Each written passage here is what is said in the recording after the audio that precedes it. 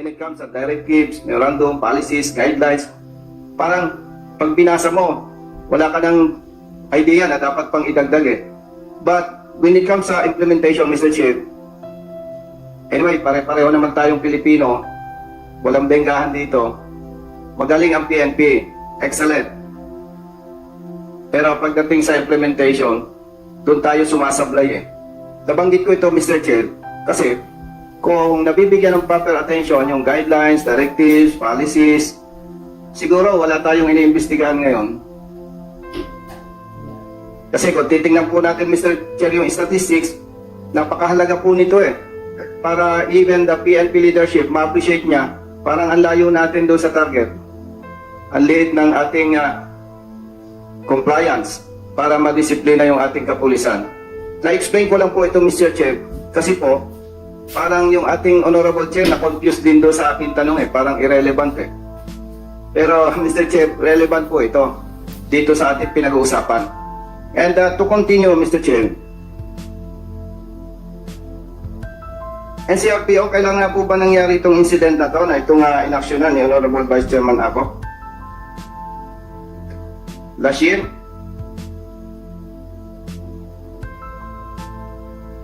Your Honor, September 16, 2023. September 16, 2023. Yes, sir. Okay. Ako talaga, 100% Mr. Chair, kumpiyansa ako sa galing ng PNP pagdating sa investigation. That's why, on my part, hindi ko kinu-question yung report ng director ng NCRPO. Ang galing. Though ito ay investigation pa lamang at hindi natin pwedeng sabihin lahat ay validated or confirmed, pero as retired police officer talagang humahanga ako sa galing ng PNP pagdating sa investigation. Now, yung pong insidente na inaksyonan ni Honorable Vice Chairman ako na nangyari noong September 16, 2023,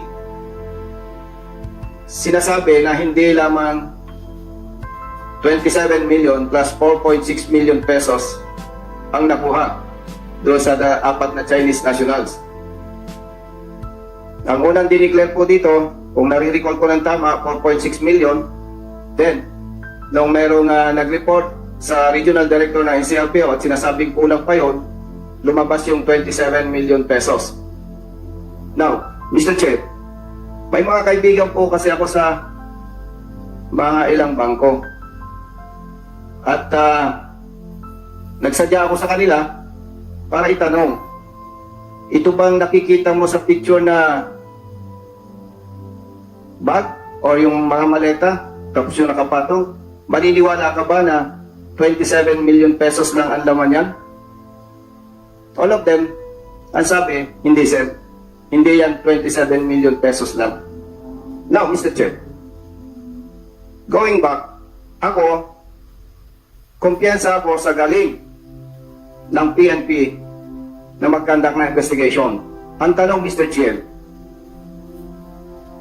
ang NCRPO, doon po sa inyong investigation, siyempre, hindi tayo tumitigil hanggat hindi tayo satisfied doon sa ating investigation.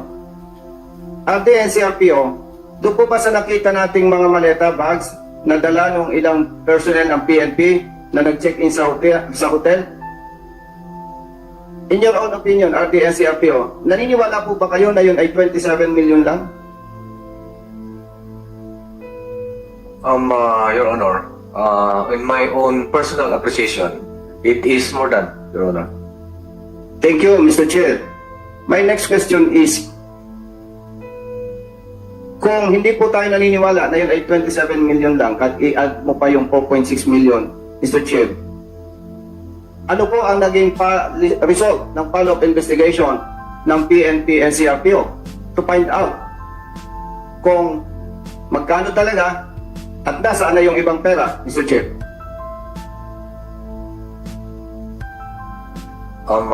During the investigation, we're able to document only the 27 million. And it is part of the investigation also.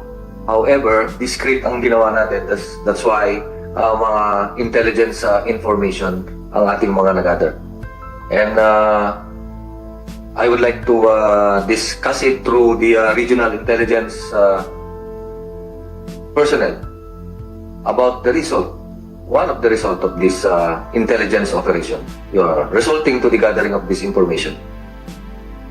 So, Mr. Chair, Congressman Busita, before you proceed, the chair would like to recognize acknowledge the presence of Congressman Stephen James from the First Tan, from the First District of Samar, and also Congressman Reynolds Michael Tan from the Second District of Samar. Hindi ko kayo nakilala, kala ko mga, ano kayo eh, mga, from Chinese Embassy, man. I'm sorry. Okay, Congressman Busita, you can proceed. yes, Mr. Chair, to continue. Mr. Chair, more than 4 months na po from September 16, 2023 until now. Wala pa po ba tayong development RD and CRPO kung may pera pa bang nakita o may pera pa tayong hinahanap? Mr. Chair. As of now, no more, Your Honor.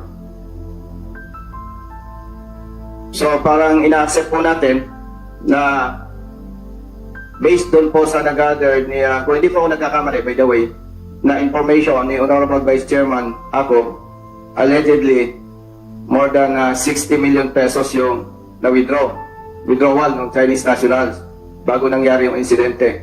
And naniniwala po tayo na hindi lamang 27 million pesos yung laman ng bags o ng mga maleta.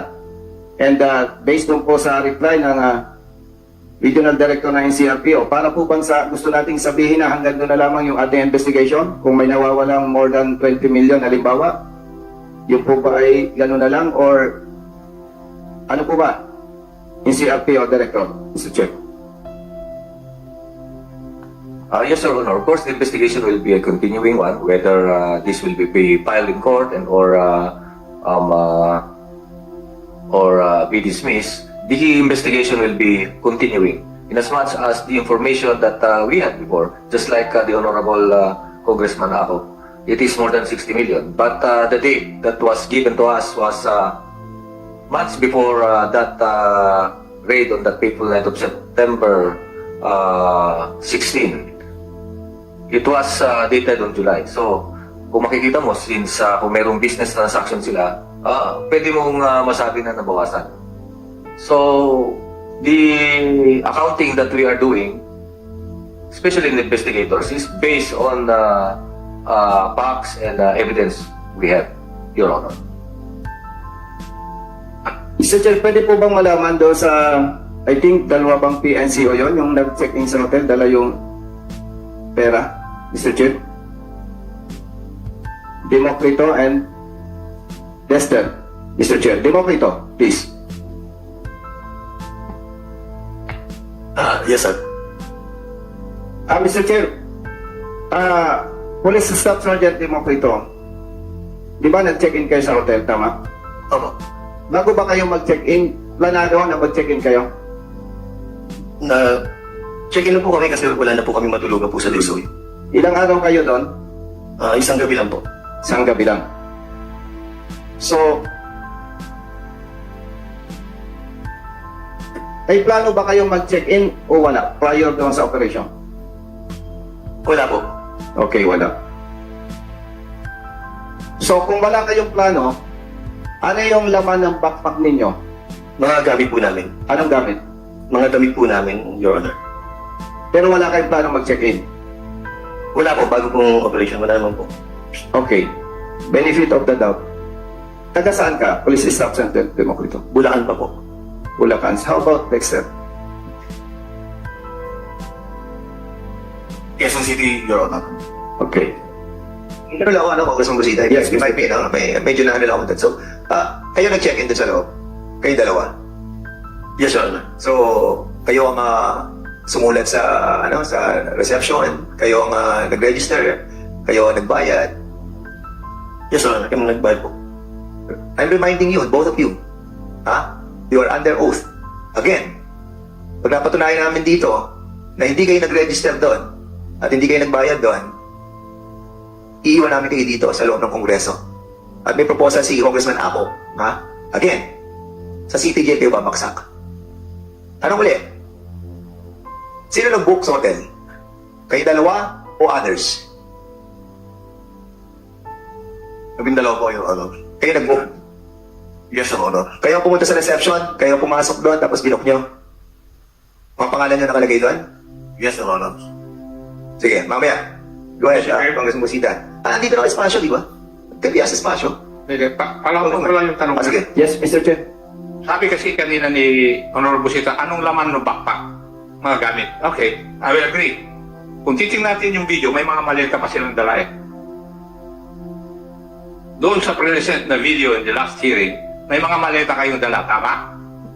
Yes, Your Honor. Gamit nyo pa rin yun? For one night? O, sige, magsinungaling ka ngayon sa akin. Yes, Your Honor. Gamit po namin po Gamit yun. yun, Opo, Your maleta, Honor. at saka backpack. Your Honor, yes po. Gamit nyo galing sa operation? Galing po sa DSOE office po. Paano, Congressman Ako, saka Congressman Busita? Kayo may-ari ng backpack. Opo. At kung kayo may-ari ng backpack, nasa bahay nyo ngayon, saka yung maleta, correct? Kayo may-ari eh, di ba? Iniwan po namin doon sa DSOE po. Bakit mo iiwan doon? Bakit mo iiwan yung maleta? Dahil Ikaw po na- may-ari nun. Ikaw may-ari nun, yung dalawang maleta. Bakit mo iiwan sa DSOU? Ano na po yung mga gamit namin doon, Your Honor? Ano yung mga gamit mo? Ba't mo iiwan sa DSOU? Kinarga ko na po sa sasakyan, Your Honor. Ano? Kinarga ko na po sa sasakyan. Nasa sasakyan mo na yung maleta. Opo, So, nung- inuwi nyo na. Opo. Okay, ganun, Destin. Inuwi mo na yung maleta mo. Your Honor, naiwan sa DSOE, Your Honor. Sa'yo na iwan sa DSOU. Bakit mo iniwan sa DSOU? May dalaman ng mga gamit mo. Personal mong mga gamit, bakit mo iniwan sa DSOU? Nakamotor lang ako, Your Honor, kaya Hindi mo siya binalikan? may dala. Hindi, nasa DSOU office, Your Honor. Okay nga, iniwan mo doon. Kasi narilim na po kami doon, Your Honor. Bakit mo iniwan? Ano ang mga gamit mo? Your Honor, nilagay ko po sa isang bag lahat. Nakuha mo na? Yes, Your Honor. Nakuha mo na, nasa iyo na ang maleta. Nasa iyo na ang maleta. Wala sa akin, Your Honor. Nandun sa... Iniwan mo na eh. Tapos yun sabihin mo, wala sa iyo. Ano totoo? Naiwan po dun sa ano, DSOU. Bakit mo iniwan? Personal mo mga gamit na nandun. Pinagkasya ko lang po sa motor, sir. Anong pinagkasya mo sa motor? Sabi mo iniwan mo, ngayon pinagkasya sa motor. Ano ba? Bali, nilipat ko po yung mga gamit, sir. Pinagkasya ko lang po para may karga sa So motor. nasa iyo na ang maleta. Wala na po, sir. Ano nasa ang gamit mo? Pinagkasya ko po sa isang bag sa mga plastic, Your Honor. Bakit mo iniwan ang maleta mo? Eh, wala na po kami sa DSOU. Oo nga, ba't hindi mo binalikan? Maleta mo yun, magkano yung maleta, binili mo yun. Kaya sabi ni Lumokit mo, inuwi na yung kanya, isa yun, hindi mo inuwi. Hindi ko po yung... Kasi, kaya hindi nyo inuwi, dahil yung dalawang maleta, nasa DSOU. Gusto nyo pakita namin? Gusto nyo pakita namin yung dalawang maleta na nandun sa DSOU? At ikaw, Demokrito, nagsisinungaling ka na nasa iyo na? Wala sa iyong maleta, nasa DSOU. Ano? Papakita namin. At pag napakita namin, we will cite both of you in contempt. Babawiin o hindi? Demokrito, Dessler, ano? Babawiin o hindi?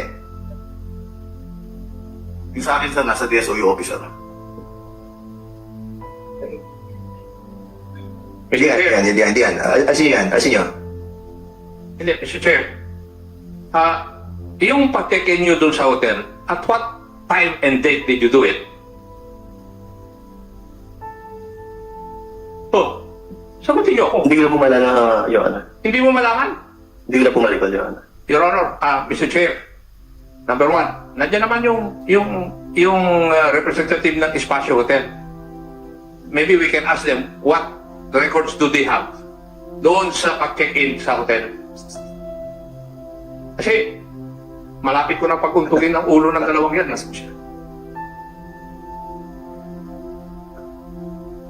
May we ask the kindly please, Mr. Chair, Yes, go ahead. pwede ba tanongin yung one? Yung espasyo. Go ahead. Honorable Busita, with your indulgence. Sige, go ahead. Yes, Espasyo. Mr. Chair. Camila Pabula. You Hello. can take your oath. Yes. Okay, go ahead. Good morning. Good afternoon, everyone. Honorable chairpersons. Actually, our presence here today is supposedly to request for a resetting of our appearance because we just recently sent your invitation yesterday, requesting us to present documents and materials pertaining to the investigation. However, we requested that we be given the list of materials considering that our business is highly private considering that it's a hotel business. So despite the fact that we wanted to assist you in your investigation, we still want to be assured that the rights of our clients, most especially the privacy of our clients, will be protected as well as our obligation to protect them pursuant to law. So we will cooperate. We will give you whatever you want, but we request that we be given the list of items and proper invitation, Your Honor, and also resetting of our appearance once our legal team has studied. Thank you, Your Honor. So we probably will be asking for a subpoena for all those documents later on. But of course, pakishare mo na. Going back to what we're discussing, ito yung bag ninyo. Ayan, in accordance with the investigation, yung dalawang bag nyo nandun na sa DSOU. Sabi mo kanina, Demokrito, inuwi mo na. Ayan o, nandyan o. Sabi ko mo kanina yon, lagay ko po sa sakyan. Ano pare? I walk you there.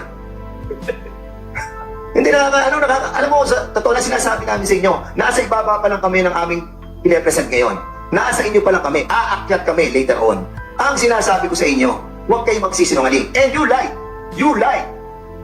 Nasa DSOU eh. Sabi mo, nasa sakya mo. Ayan oh, nasa DSOU. Gusto mo pakita namin dito na naandito yung dalawang luggage na yan? Gusto mo mamaya papakita namin dito mismo sa harapan. Hawak namin ang luggage ninyo. Stop on lying. Kaya nasisira ang image sa mga PNP eh, dahil sa mga katulad ninyo. Later on, we will be citing you in contempt. All of you. Congressman Cosita. Mr. Chair, nag-jump to conclusion ako na inamin na nung dalawa na pera yung laman ng mga maleta at saka ng bag. Hindi pa pala. Staff Sergeant Demokrito. Yes, sir. Okay.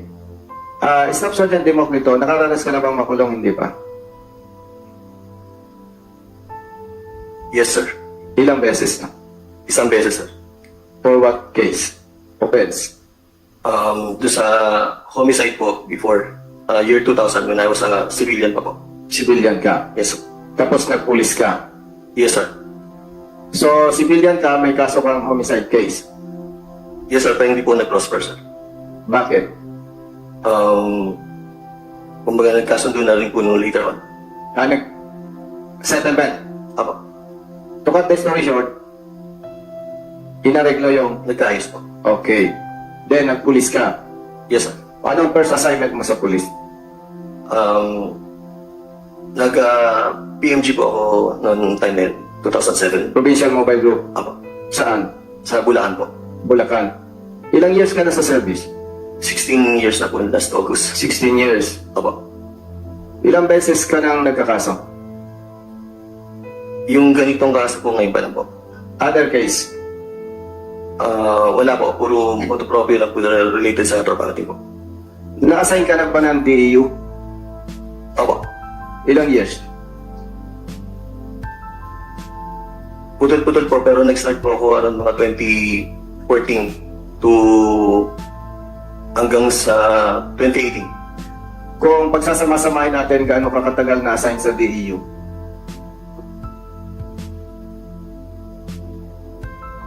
Almost 5 years po. For almost 5 years assigned with DEU. Kung i-imagine mo, ilang cases na, ilan ang na-arresto mo sa drug-related cases? Hindi ko na po mabilang, Your Honor. Estimate lang.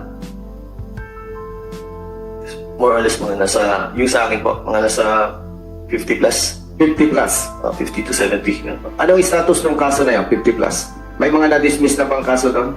Wala po. Wala. Wala. Wala po. Tapos na lahat. May isa na lang po natitira, Your Honor. So kung isa na lang, almost 50 convicted yung arrested persons. Sa mga convicted na lang po, sa mga buhay po. Okay. Going back, hindi ninyo inaamin na ang laman ng baggage nung pumasok kayo sa hotel, pera, hindi. Hindi po, Your Honor. Mr. Chair, pwede po bang, sino po bang nag-conduct ng investigation on the part of NCRPO, Mr. Chair? Your Honor, ako po. Colonel Fermin po. Colonel, Police Colonel Fermin, sir. Fermin. Permin. Yes, Your Honor.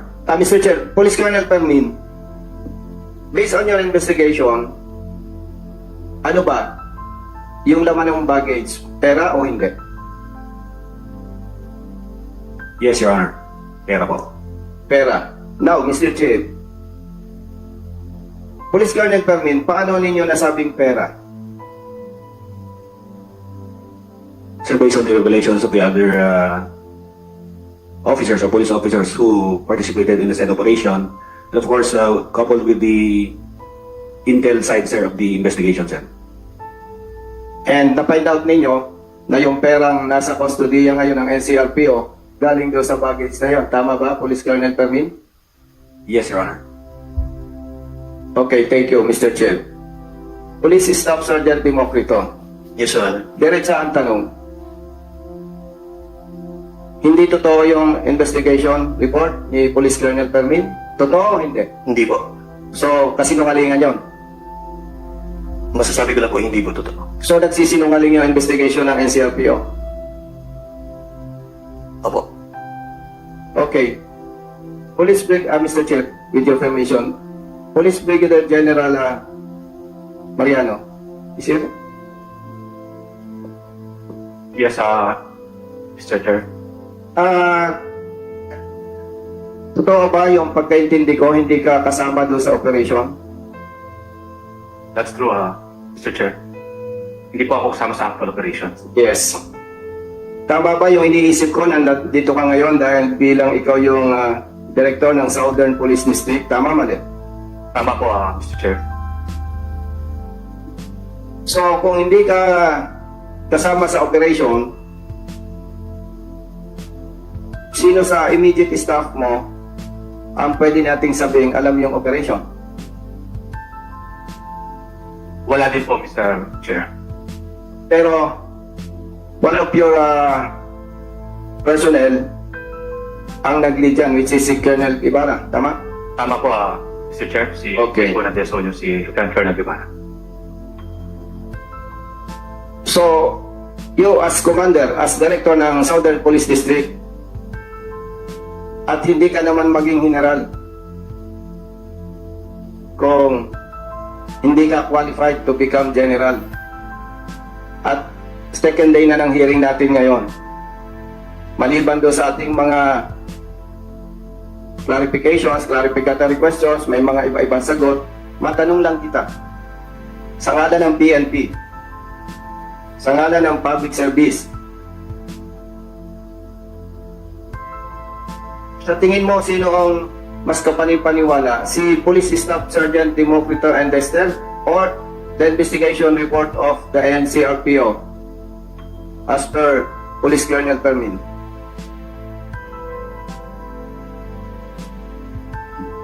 As para sa aking personal po, sir, na kaalaman, wala po akong alam kung pera po yung laman nung kanilang dahil hindi po nakita na pera po ang laman. So hindi ka naniniwala na pera ang laman nun? Hindi ko po nakita, Mr. Chairman, but with the investigation of our police officers after my relief, inaasahan ko po na nakuha po nila yun based on the other evidence na natanong po nila o nakakita po sa pera. But as para sa ano po, hindi ko po nakita yung pera kasi, Mr. Okay, Mr. Chair, dahil maingay na, may last question. NCRPO. Out of 44 PNP personnel, ilan po ang nakasuhan ng administrative case or cases? Ilan po ang nakasuhan ng criminal case, Mr. Chair?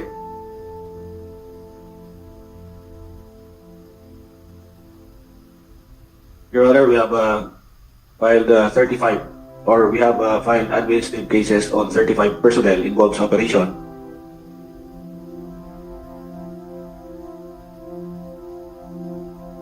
As to the criminal case, it's still being studied, sir, by our legal team or the legal division of our NCRPO. Hindi po ba nagsampa ng kaso yung kabilang party? Yes, sir, they have with the Ombudsman. Sa ombudsman pa lang, Yes, Your Honor. walang criminal cases filed against PNP personnel alleged involved in this operation? They have filed both admin and criminal case with the Ombudsman, Your Honor. So, yung sa criminal case, ilan ang sinampa ng kaso? all of them involved sa operation, Your Honor. Okay, thank you. Mr. Chair, maraming